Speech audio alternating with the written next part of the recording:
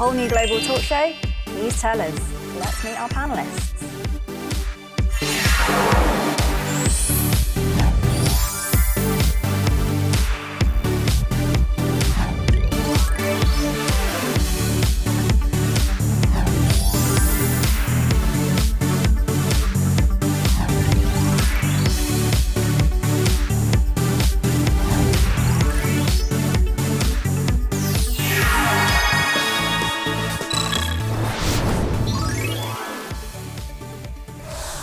As you can see, we've got a new face in the studio today. Please welcome Fabian. Hi, Fabian. Hello, Fabian. Hello, Fabian. Welcome to our show. Thanks. Welcome to Newstellers. Can you tell us a little bit about yourself? Yes, my name is Fabian. I'm from Germany, from Berlin, from the capital, and I'm a correspondent for German and Austrian newspapers in Seoul. So as a native German, hopefully you can give us some special insight into today's topic. As you may know, there's been a huge scandal involving the German car maker Volkswagen. It's been a huge issue in its native Germany as well as worldwide, to the point where the CEOs had to give an apology to its customers around the world. But before we start our discussion, let's find out exactly what's been going on. German car manufacturer Volkswagen has been cheating in emissions tests by making its cars appear far less polluting than they actually are. Back in September, the US Environmental Protection Agency discovered the illegal emissions control software program installed in Volkswagen's cars. The defeat device software reduces nitrogen oxide emissions while a car is undergoing official tests, but during normal operation it will emit nitrogen oxides at up to 40 times the standard. So an outright fraud perpetrated by one of the world's leading car manufacturers. Pretty appalling, and we can see that the scandal has become a huge issue in its native Germany as well as worldwide. But what exactly happened here, and how was a scandal of this magnitude allowed to happen? Well, as we know, these days cars depend on electronics, like almost 100%. Every function of the car depends on electronics. And in this case, Volkswagen created that device. It's called a defeat device. And it was made to cheat on the emissions, especially of nitrogen oxide. And as you mentioned, it changed the emissions depending on how the car was performing. If it was undergoing a test, the car was having low emissions and it was its lowest performance. And if it was in the road, it was like going in high performance and of course giving much more emissions. I think we have to remind that this software, this cheating software, was incredibly sophisticated because it was made to, the car was automatically detecting when it was undergoing a test by looking at how the wheels were oriented, and if the front wheels were moving while the back wheels were not, the car was thinking, oh, this is because I'm being tested. So the software changed the emission, and probably up to the higher level of management, people knew what was going on. It would have been nice if they'd put this brain power into actually reducing the but the thing is, emissions. when the pollution is really low, then the performance in terms of consumption, in terms of power, are really bad. So Right. you cannot have both. It's either you're not polluting and you have a bad motor, or if the motor has good power, then it's polluting a lot. But they were deceiving their customers into thinking that they could achieve both. Exactly. Well, but I would disagree. I think it was pretty likely that this cheating was kind of revealed. And so I was wondering, why did this actually happen? It was a stupid decision, even for the business interests. So I think there was a very actually human thing, because within the corporate culture, there was a very high pressure. Subordinates, they were afraid of their boss. And when they didn't fulfill the expectations, they turned to lying. And so I think not the whole management knew about it. I think it was like a handful of workers. That's what the CEO said, and he stepped down. And I think that's plausible. You know, the CEO stepped down, so there's the chance for a new restructuring, new corporate culture for Volkswagen. I suppose the impulse to cheat could have something to do with the US's relatively strict standards for clean air. The EPA bases its guidelines, its standards for fuel emissions.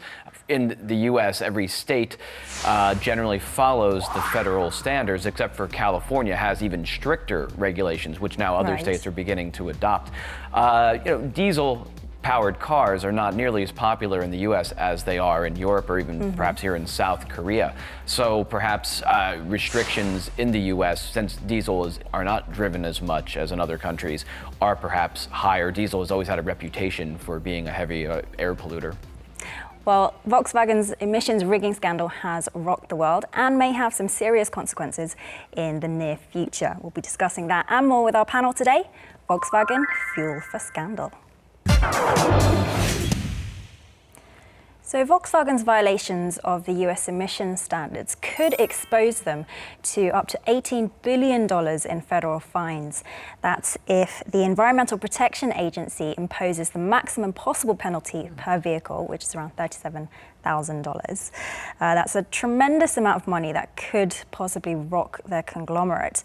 But some commentators are saying that this is a move by the US to undermine the position of German car makers in the American auto industry. What are your thoughts on this argument? That sounds a bit conspiratorial to me, Soo-jung. A bit Hollywood sinister plot. I mean, American car makers have been fined before too. I think Ford in the past several years had to pay several $1 million to a state environmental protection agency for, air pollution problems with some of their vehicles. Now, of course, it was before this scandal with VW, Hyundai Kia held the record for some of the highest fines paid back in 2014 and 2011. They had to shell out hundreds of millions of dollars for lying about fuel economy standards that were manipulated. But I think a lot of American car makers could be less likely to cheat on environmental regulations because of the strict rules, especially in California, which has very high standards because California has for many decades suffered from extreme fog and other air pollution.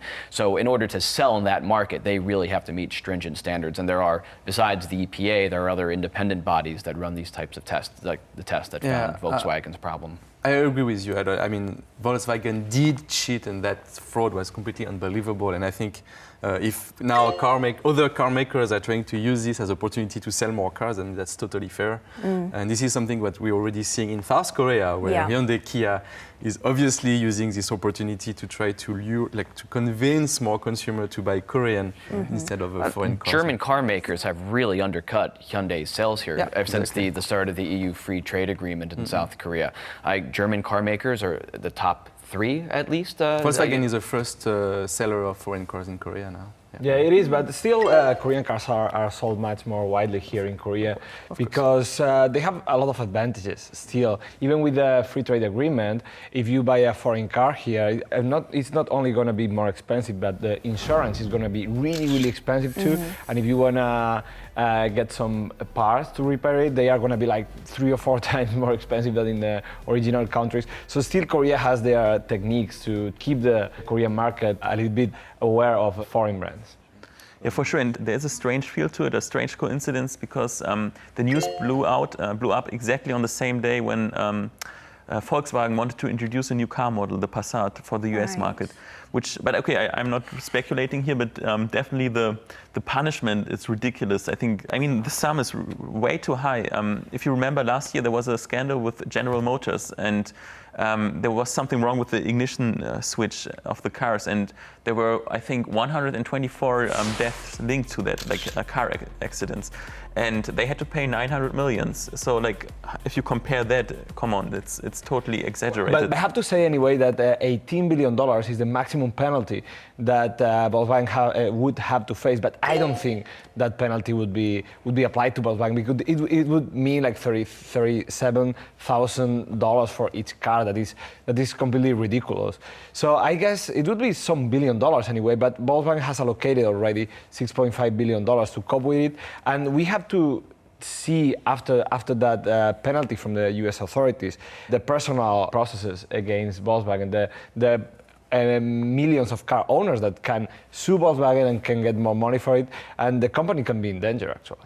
Well, I would say 2 things. I mean, I don't know how much transparency there's been as to how that sum of $37,000 per vehicle was arrived at. I mean, I think in most cases, isn't that like similar to the retail price of the car?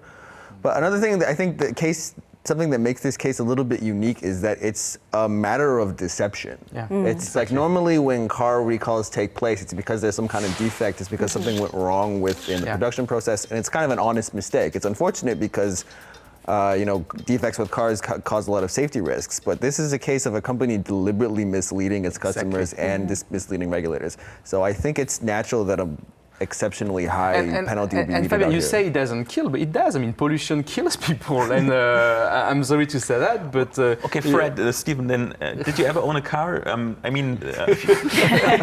Okay, but... Actually, no, to be honest. Yeah, okay, me neither, but like, okay, let's say you took the car of your parents, and there's an official description of the average fuel consumption, like normal cars, and did you ever meet that, or did you ever like reach that level of fuel consumption? It's also some kind of whitewashing because they use it for like very idealized settings, and this is like well known. It's pretty legal, and it's also some kind of whitewashing. It's also like. Volkswagen really made this huge campaign about clean diesel, and thanks to this clean diesel image, they were becoming the biggest car company in the world. I mean, this is a huge deception. I don't think this is such a. I think the fine is fair. I mean, maybe they even deserve to be fined more. This is so huge.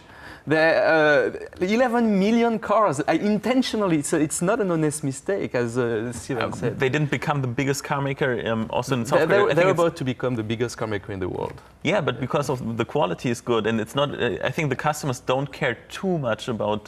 That's not true. Because people were buying Volkswagen because they thought they were not polluting. They trust what the advertisements were. They were as blind. They wanted to be light, I think. That I disagree. Well, we can only speculate as to why people actually bought the cars, but we do have a case where they abused their customers' trust. I mean, like, I think it's likely that Volkswagen attracted a certain kind of like conscious buyer who was interested in having an attractive car, but also in being environmentally friendly. And they honed in on that trust and they abused it. So that's an important aspect. And it's not a small fraud. Remember, like the actual emission were 40 times bigger than what they were supposed to be. It's huge. Already we can see that trust of the American consumers toward Volkswagen has plunged since this scandal erupted. Kelley Blue Book and Autotraders.com, two automotive industry sites, released surveys recently that showed around 53% of people have lost faith in Volkswagen. They've lost their trust. So I mean, I think.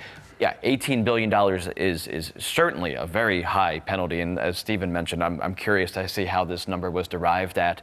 Volkswagen could sell off one of its units; like they could make $18 billion back, in time. But it's really the trust, the lack of trust, and if this does carry over to consumers, American consumers, or any global consumers not wanting to buy Volkswagen because they feel they've been lied to, they feel they've been manipulated, that's what's really going to hurt the company. All right, so some disagreements amongst our panel whether that 18 billion possible fine is appropriate, especially as it's a case of outright deception rather than an honest mistake, as Stephen mentioned. But going back to the original question, we're not quite sure, or we don't think it's likely that it was a move by the US or the US government to undermine German car makers in the US. But in any case, Volkswagen have pretty much handed the keys over to their competitors for that edge, far from increasing their own profits, which I'm sure was one of the factors in the scandal. Well, we've discussed some factors leading to the Volkswagen scandal. Let's talk about some responses now. So when a vehicle is faulty, one solution is to issue a recall. Previous to the Volkswagen scandal, there was also a case in the US whereby a nationwide recall was issued. So let's check out this news story.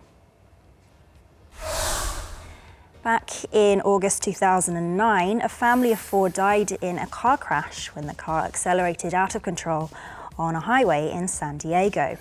The Lexus ES350 sedan was being driven by off-duty California Highway Patrol Officer Mark Saylor.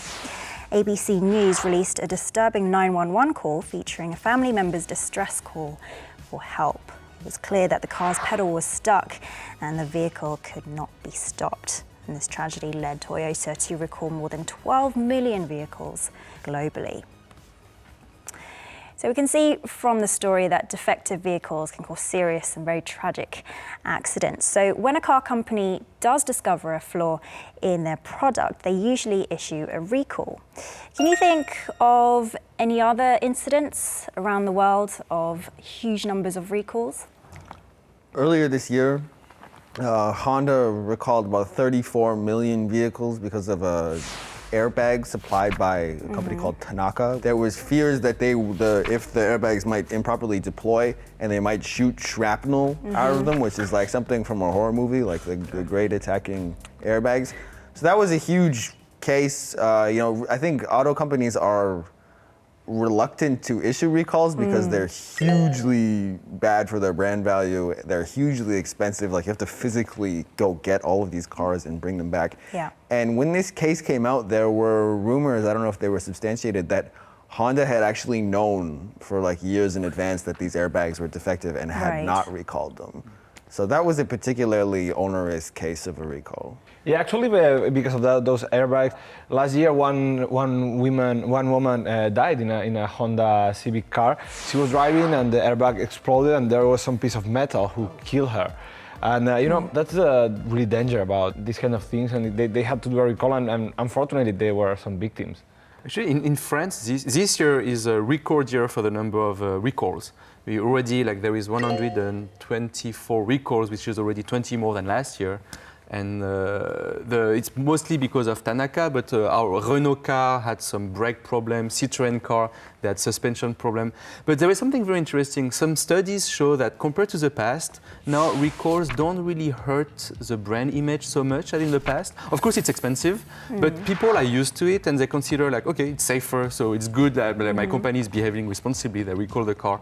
And there is a good example, I think, in the US. Last year, GM recalled many cars, but that did not prevent them to increase their market share by 6%, I think. So maybe it's not so bad now in storage. Well, when these scandals happen, it depends on how a company spins it, right? I saw an article in the Korea Times from, I believe, last year that was criticizing Hyundai for dressing up a recall, dressing up a manipulation in fuel efficiency as some sort of customer reward. So owners of some Hyundai cars were getting back X amount of won as a refund and reward money for owning a Hyundai when it was really they've been fined for manipulating its just in the US in September Hyundai also had a big recall. Around 600,000 of its vehicles had to be brought in, close to 500,000 because of engine problems where debris would get stuck into the system that could lead to breakdowns in the middle of the road. And also then there was other cars where the blinking signals were malfunctioning. So I mean, it's good that they're on top of that, but I believe in that case it was because of a US body, the Highway Traffic Safety Administration. They found these problems and reported it to Hyundai, who then issued the recall. Well, in Germany, Hyundai didn't have not even one recall in 2015. And even that I know it is pretty surprising because usually the authorities in Germany, they kept it not transparent, they kept it as a secret, like which car maker had exactly how many recalls. And surprisingly, from the 940,000 recalls in 2015 until now, almost a half of them belong to BMW. But it was also linked to a Japanese retailer who sold problematic airbags. But actually, Volkswagen scored very good in this. They had not so much recalls until now. Yeah. So that's another interesting point. So let's talk about the response to the Volkswagen scandal in Korea then. The Korean government has already begun an investigation into specific VW models. So let's take a look at this video. 12월부터 추가 조사할 계획은 국산차와 수입산 차를 함께 할 계획입니다. 유로 6 차량 위주로 조사를 할 계획이지만 유로 5도 함께 조사를 확대할 계획입니다. 국내 수입차의 70%가 승용 디젤 차입니다. 그러나 이번 사태를 통해서 디젤의 한계점이 있다라는 부분이 많이 부각되면서 개발 방향이나 전략의 어떤 방향이 좀 바뀔 것으로 예상을 좀 하고 있습니다. 친환경 차가 부각이 상당히 많이 된다는 겁니다. 하이브리드 차를 비롯해서 전기차에 대한 부분들이 필요성이 높아지고 아마 도입이나 정책 지원이 훨씬 더 활성화될 것이기 때문에 그런 측면에서 향후 추이가 더 중요한 부분이 아닌가 이렇게 보고 있습니다. So Korea hasn't traditionally placed a huge importance on environmental protection up until now, but emissions tests are to start being conducted, and it sounds like consumers are becoming more aware of the need to be environmentally friendly as well, which is a step in the right direction. So do you think the repercussions of this scandal will continue to spread, and do you think there will be lasting changes in the auto industry because of the scandal? I mean, this scandal has probably peaked. As we all know as journalists, the news cycle is not all that, doesn't have that long of a memory. And pretty soon there'll be some of the big news story that will break and people will kind of... I'm not too sure about that, actually. I was reading this study by a French consulting group named AXA, and they tried to evaluate the damage to the German economy. And in the worst case scenario, they consider the fact that Volkswagen was really using its image as a German company. Even its advertisement campaign in France was Das Auto, the car, even maybe in Korea. So maybe the whole made in Germany brand might be hurt. And according to the estimate, up to 1% of German GDP might be impacted because of this scandal, because their brand image is damaged. But really, I think in our age we don't have a long-term memory, and That's true. Yeah, actually the news in Germany, it was huge. For example, Syria, even it was overshadowed by refugee crisis. They all were in the background. But I think now it moves on, and there will be the next issue. And I think there will be some damage to the label made in Germany, but I think it won't last long. How many jobs depend on Volkswagen in Germany? Oh, that's I think another story. We talked about the history. You mentioned Adolf Hitler, who was kind of creating the factory, and there's one very artificial city, a pretty ugly city even for German standards, called Wolfsburg, and basically all the people there, they work for Volkswagen. The whole region depends on it, and if, let's say, Volkswagen, they struggle, they don't pay enough tax, then the whole city is basically bankrupt. And for me, I think it would be a little bit a sad story, I think. And we have to see how does it develop in the future. Of course, the big news were already done, but now we will see what happens with the punishment and what happens with the personal lawsuits and the lawsuits made by associations of drivers and stuff. So we will still see some news, not only in Korea, just in all over the world, about what happens with this issue that is gonna take a long time, I guess.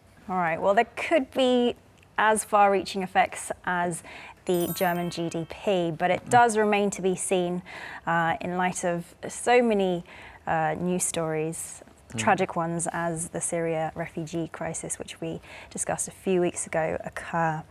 But we have seen some appalling deception in this Volkswagen scandal, but hopefully this becomes a chance for car makers to think about more legitimate systems for companies, not only to protect their consumer safety, but also reinforce their competitive edge as well, protect their customers rather than cheating them.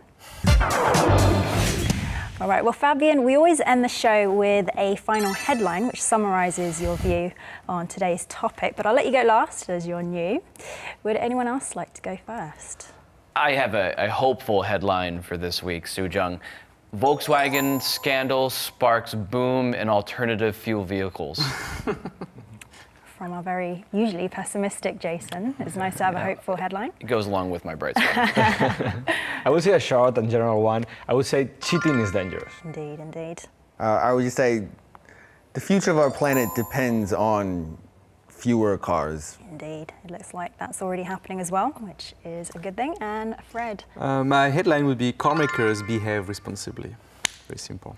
Some good advice. And Fabian, are you ready? Okay, then I make reference to your headline. I would say, consumers, you should be responsible and act responsible. Point. Also, some really great headlines today on a really fascinating topic, I think. Thank you, Fabian, for joining us and providing us with your very, very useful insights. Hope you enjoyed yourself. Definitely, thanks. Hopefully we'll see you again sometime soon. The rest of my panel, I will see you next week. And viewers, make sure you tune in next week as well for a whole new global talk show, Newstellers. We will be open for any opinions or requests on our official website as well as our Facebook page.